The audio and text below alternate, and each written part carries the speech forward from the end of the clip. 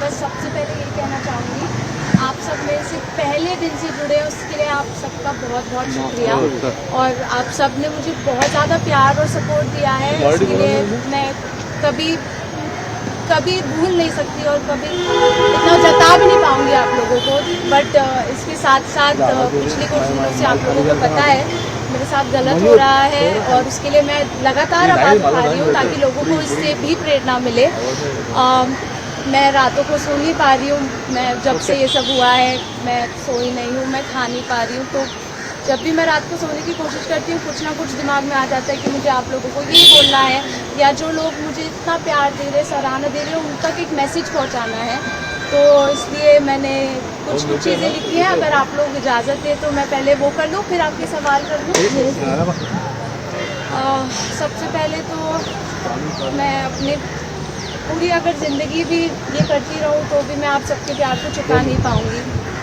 और मैं भगत सिंह जी नहीं हूँ, मैं रानी लक्ष्मीबाई नहीं हूँ, मैं सावित्रीबाई फुले यान से lake I. I walk in the direction she showed us: education, dignity and the right to raise one's voice against injustice. I do not claim to be a leader. I am only one amongst many people who are tired of telling everyone is asking us to stay quiet and we are tired of it. And I'm just one of those voices. ये जो हमारा देश है ये सबका देश है, और बहुत सारे लोग जो मैं जैसे दिखती हूँ, मैं जैसे कपड़े पहनती हूँ, जो मेरा पेशा है, उस चीज़ के बारे में भी काफ़ी चीज़ें बोल रहे हैं। और अगर किसी को भी उस चीज़ से प्रॉब्लम है तो मैं उनसे कहूँगी कि वो आईने में जाकर अपने आप को देखें और चुप हो जाएं। और अगर किसी को जो मैं कपड़े पहनती हूँ उससे प्रॉब्लम है तो मैं उनको कहूँगी कि वो धोती, कुर्ता, साफा और गमछा 30 दिन के लिए पहने हर रोज, और फिर वो मुझसे आकर बात करें। और अगर आपको मेरे पेशे से कोई भी प्रॉब्लम है तो ये आपका निजी मामला है, ये आपकी समस्या है, आप ये किसी के ऊपर ना डालें, ना मुझसे पूछें। We, the youth of India, are writing history in the blank pages of the present because only the future is promised to us. So none of us know how it looks. हमने अपने school में भविष्य नहीं पढ़ा है, but the syllabus that was studied, we all know how that turned out for the NEET students. The current government is giving mean girl energy. मैं इसका हिंदी में अनुवाद करती, लेकिन जब लड़कियों की बात आती है तो सबको हर भाषा में गाली आती है और वो समझ आता है। देखिए, हमारे पास, हम बच्चों के पास जो इस प्रोटेस्ट में खड़े हुए थे, लाखों करोड़ों की चाइना और टेररिस्ट फंडिंग तो नहीं है खर्च करने के लिए, क्योंकि प्रोटेस्ट खत्म हो गया तो फंडिंग रिटर्न हो गई है। I am so sorry. लेकिन मेरे पास थोड़ी मीडिया है जो आप थोड़ी थोड़ी है। तो ये मैसेज है यूथ का, मेरा देश बदल रहा है, आगे बढ़ रहा है। हम CJP है, चिल्लर जनता पार्टी, क्योंकि हमें उठाने के लिए तो इलेक्शंस के वक्त पॉलिटिशियंस और आंदोलन के वक्त पुलिस आती ही है, और ये चिल्लर जब अलग अलग राज्यों में गिरती है ना तो युग की आवाज पूरे जग में गूंजती है।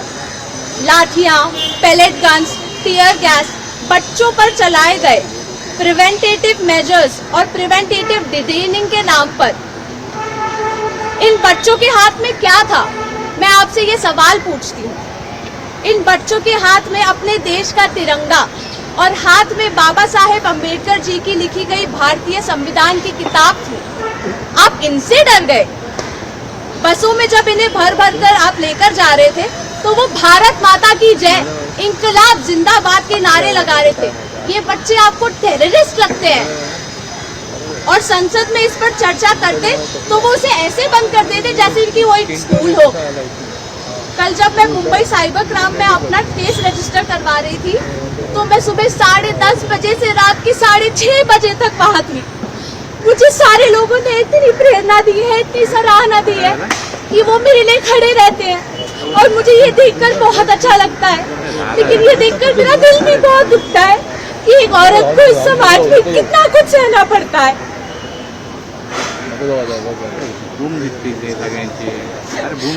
मुझे जीने का हक नहीं है, मुझे मर जाना चाहिए। मुझे गंदी गंदी गालियां दी जा रही है। अगर मैं इसके बारे में आप कुछ नहीं करूंगी तो आपको पता ही है औरतों के साथ क्या होता है इस देश में। मुझे माफ करना। बूम खाली पकड़ा जरा। तो अब मुझे समझ नहीं आता है कि अब बेटी को पढ़ना चाहिए या बेटी को बचना चाहिए। ये मैं आपसे पूछती हूँ, पॉलिटिशियंस जो भी ये देख रहे हैं संसद के साथी, ये देखकर मुझे बताएं कि बेटी का रेप होना चाहिए और उसे उसका एंजॉय करना चाहिए, या बेटी के खिलाफ कोई भी आवाज उठाए तो उसका मुंह कुचल देना चाहिए। बस मुझे ये कहना था आपसे। अभी आपकी जो भी सवाल है आप मुझसे पूछ सकते हैं।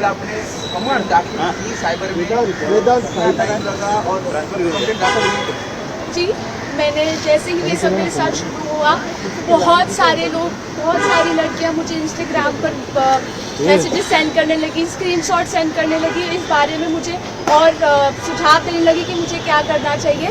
तो इस चीज़ का मैंने एविडेंस लेकर साइबर क्राइम पोर्टल पर जैसे ही मुझे पता चला अपलोड कर दिया।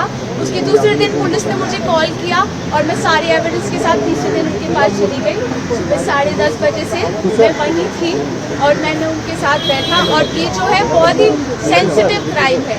लोगों को लगता है कि लड़कियों के बारे में अगर वो लड़कियां मेरा फोटो अपलोड कर रही हैं, मेरे बारे में बोल रही है कि मैंने उन्हें एक प्रेरणा दी है, तो उन्हें भी गालियां मिल रही है, उन्हें भी इतनी गंदी गंदी माँ बहन की और क्या क्या बोल रहे हैं उन्हें। ये हम सब ही जानते हैं, मुझे बोलने की यहाँ ज़रूरत बिल्कुल नहीं है। अगर आप फिर भी चाहते हैं तो मैं आपके साथ वो सब शेयर कर सकती हूँ। तो पुलिस ने बिल्कुल अच्छे से मेरी हेल्प की है। अभी तक वो केस है, वो इंस्टाग्राम से पर्सनली वो बात कर रहे हैं ये सारी इन्फॉर्मेशन निकालने के लिए, क्योंकि अगर हमने ये ढीले में छोड़ दिया तो लोगों को इससे और ज़्यादा प्रोत्साहन मिल जाएगा। और हम ये केस एक मिसाल बनाएंगे उन सब के खिलाफ जो लगता है लड़कियों के खिलाफ, बच्चियों के खिलाफ कुछ भी बोले, और हम उसे सह लेंगे। ये पुलिस बहुत अपनी जद्दोजहद कर रही है इसे एक मिसाल बनाने के लिए।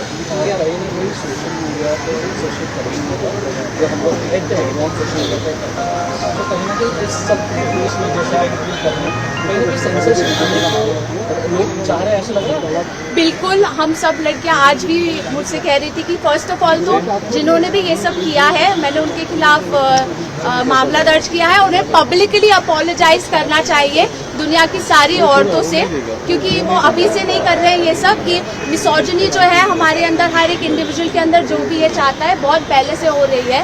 तो पब्लिकली अपोलोजाइज किया जाए और ये केस बहुत ही सीरियस है तो ये कोर्ट भी जाएगा।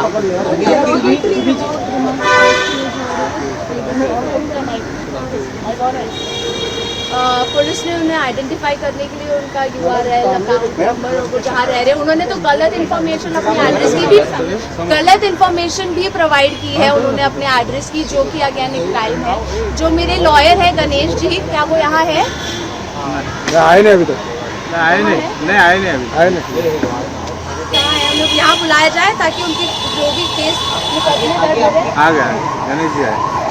ये गणेश जी हैं, ये मेरे साथ टच में रहे हैं और इन्होंने जो भी सारे प्रॉब्लम्स हैं, जो भी सारे केसेस हैं IPS के तहत, वो ये बताएंगे कि क्या क्या दर्ज।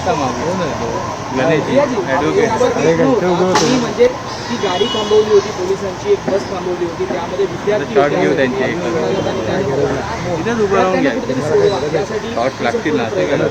मुख्यमंत्र्यांनी गृहमंत्रालयात आदेश दिलेले आहेत की जे काही केसेस असतील, ज्या काही नोटिसेस असतील त्या विड्रॉ करा आणि त्यांना मुक्तता म्हणजे मिळेल सर्व विद्यार्थ्यांना, असं समजलं। काय सांगाल म्हणजे ही दुसरी लढाई आहे ही जिंकलेली आहे विद्यार्थ्यांना? मुझे ये कहते वक्त बहुत फख्र फील हो रहा है कि अब तक तो मेरे सिर्फ फोटोज़ थे, लेकिन कल फॉर्मली मेरा नाम भी दर्ज हुआ था, मेरे खिलाफ भी FIR आई थी जब मैं पुलिस स्टेशन में थी। तो शिवाजी पुलिस स्टेशन के भी जो पुलिस थी, 4 पुलिसकर्मी मेरे पास आए थे और उन्होंने मुझे बहुत अच्छे से जो है ये फेलिसिटेट किया, उन्होंने मेरा अभिवादन किया, बोल सकती हूँ मैं, क्योंकि मैं गर्व से इस चीज़ का फॉर्मली हिस्सा बन चुकी हूँ, मेरा नाम लिख चुका है इस चीज़ में। तो मैं बिल्कुल इसके लिए टेंशन में आप लोगों को दिखूंगी नहीं, क्योंकि ऑलरेडी गवर्नमेंट ने हमें बैक कर दिया है, कोर्ट ने हमें बैक कर दिया है। बट ये जो प्रोसेस है इसे जल्दी से जल्दी सुलझा दिया जाए ताकि हम बच्चे जो है अपने काम पर फोकस कर सके। कल 3:30 बजे पुलिस आई थी MIDC पुलिस थाने में। उन्होंने मुझे ये जो भी है फॉर्म दिया था, FIR, प्री FIR जिसे बोलते हैं, वो दिया था। और यहाँ आने से पहले ही जब मैं यहाँ आ रही थी ऑन द वे पता चला कि ऑलरेडी FIR जो है वापस लेने का निर्णय ले लिया गया है। बस मैं ये चाहती हूँ कि जो बच्चे हैं वो बिल्कुल डरे नहीं, सरकार बिल्कुल अपना साथ दे रही है। और ये एक बस छूट अगेन, ये उन्होंने कुछ ज़्यादा बड़ा काम नहीं किया है, उन्होंने अच्छा काम किया है, लेकिन हमें इसे इतना ग्लोरीफाई नहीं करना चाहिए। ये 24 तारीख को फिक्स हो जाना चाहिए था, ये अभी जाकर फिक्स हो रहा है, तो इसलिए इंटरफेयर भी नहीं करना चाहिए। जो वो करने दो, हमें बस चुपचाप बैठे रहना है एज विद्यार्थी। अभी इनके खिलाफ आवाज़ नहीं उठानी है। और एजुकेशन जो खराब हो रहा है उसके खिलाफ हमें बोलना चाहिए। रीनीट का भी रीएवैल्यूएशन होना चाहिए, उसके बारे में तो कोई कुछ बोल ही नहीं रहा है, तो प्लीज़ उसके बारे में आवाज़ उठाइए। रीनीट और जो पेरेंट्स हैं जो अफेक्टेड हुए हैं उन्हें भी साइडलाइन कर दिया गया है काफ़ी हद तक, उनके बारे में भी बोलना चाहिए। काफ़ी सारी चीज़ें जो एजुकेशन रिफॉर्मेशन पूरा एक तरीके से होना चाहिए। रेवोल्यूशन के बाद रीबर्थ होता है, यहाँ रीनीट के बाद रीइवैल्यूएशन भी नहीं हो रहा है। त्यांनी असं म्हटलंय की या ज्या मुली या आंदोलनात सहभागी होतात CJP त्यांना जनरेशन गटर असं म्हणतं आणि गटर छाप असा उल्लेख केला कंगना रनौत या मुलींचा काही उपयोग कसं बघतो? मैंने देखा है उनका बयान और मुझे अफसोस हो रहा है, क्योंकि जिस तरीके से वो बॉलीवुड माफिया के खिलाफ लड़ी थी, एजुकेशन और ये माफिया की, मुझे लगा कि वो बोलेंगे इसके खिलाफ भी, because hats off to her, जिस प्रेरणा और साहस के साथ उन्होंने बॉलीवुड माफिया के खिलाफ बोला था। मुझे बिल्कुल, मैं वेट ही कर रही थी कि प्लीज़ ये कुछ बोलें। बट अगर वो मैं जानती हूँ कुछ बच्चे हैं ऐसे जिन्होंने अपने एनर्जी में आके गलत गालियाँ दी हैं, गंदे बयान किए हैं, बट वो बच्चे हैं। अगेन हम फ्रस्ट्रेटेड हैं सिस्टम से। अब देखिए हम यहाँ क्यों हैं, मुझे यहाँ होना चाहिए। मुझे मुंबई यूनिवर्सिटी में, मैं जो इंग्लिश लिटरेचर पढ़ने के लिए मैंने अभी अपना दाखिला लिया है, उन्होंने मुझे 2 हफ्ते से वापस कॉल भी नहीं किया है। एडमिशन फ़ीस जो मुझे उन्होंने भेजा था भरने के लिए, वो एडमिशन फ़ीस मैंने भरी ऑनलाइन, और फिर उसके बाद मुझे उन्होंने कन्फर्मेशन भी नहीं भेजा है अभी तक कि मेरा एडमिशन हो चुका है। और अभी ये एडमिशन ख़त्म होने वाला है, तो मैं भी अभी इसमें भी बिजी हूँ, लेकिन पढ़ाई करने जाऊँ मैं 2 हफ्ते, उन्हें 6 नंबर्स हैं उनके ऑनलाइन, 6 नंबर्स पे मैंने उन्हें हर रोज़ कॉल किया है, 1 बजे से लेकर 3 बजे के बीच में और 10 बजे से लेकर 12 बजे के बीच में, लेकिन एक भी कॉल आंसर नहीं हुआ है। सारे कॉल्स बिजी आ रहे हैं या फिर अवैध आ रहे हैं। अब ये सिस्टम सिर्फ नीट का ही नहीं रहा, ये एजुकेशन का जो पूरा सिस्टम है, स्टूडेंट्स के जो एजुकेशन को ग्रांटेड ले रहे हैं लोग, क्योंकि उन्हें लगता है बच्चों के पास पावर नहीं है। जो जेनजी है उन्हें देखकर कंगना रनौत को उल्टी सी आती है। तो हम अब यही सोचिए, अगर कुछ जेनजी के बारे में उन्होंने ऐसा कहा है और पूरी जेनजी को उन्होंने गाली दे दी है, तो ये जो पॉलिटिशियंस हैं जो बच्चों को बोल रहे हैं कि उन्हें रेप इंजॉय करना चाहिए, ये लड़कियां तो कंप्लेन भी नहीं करेंगी। तो हमें एक, और वेस्ट बंगाल में बोल रहे हैं ये एक रिलीजन के ऊपर, मैं बोलना ही चाहूँगी उन्होंने क्या बोला है, बट रिलीजियसली वो गालियाँ दे रहे हैं एक पर्टिकुलर रिलीजन को। तो क्या हम सारे पॉलिटिशियंस को जेनजी गाली देने लग जाएगी? इतनी तो अक्ल हम में भी है कि जो एक सेब खराब होता है वो बाकी सेबों को खराब कर देता है, इसलिए उनसे दूर रहना चाहिए। तो वो इतनी बड़ी है, इतना बड़ा प्लेटफॉर्म है उनके पास, तो इसे मिसयूज बिल्कुल नहीं करना चाहिए। और मैं ये स्ट्रिक्टली ये भी चाहूँगी कि जिन लोगों के पास पावर है उन्हें काउंसलिंग दी जाए, ताकि वो ऐसा बयान विवादित ना करे, क्योंकि जो पुलिस ने किया है उनको पावर कहाँ से आती है? उन्हें लगता है कि अगर इनके साथ जो कुर्सी पर है उनके साथ कुछ नहीं होगा, रेप के बारे में, जातिवाद के बारे में, पार्टियों के बारे में, लड़कियों के बारे में, छात्रों के बारे में, वो कुछ भी अपना मन करे धड़ल्ले से बयान देते जाएंगे और हम यहाँ बैठकर सुनते जाएंगे। ऐसा नहीं होना चाहिए। काउंसलिंग सेशन होने चाहिए, वार्निंग लेटर्स देने चाहिए ऐसे लोगों को।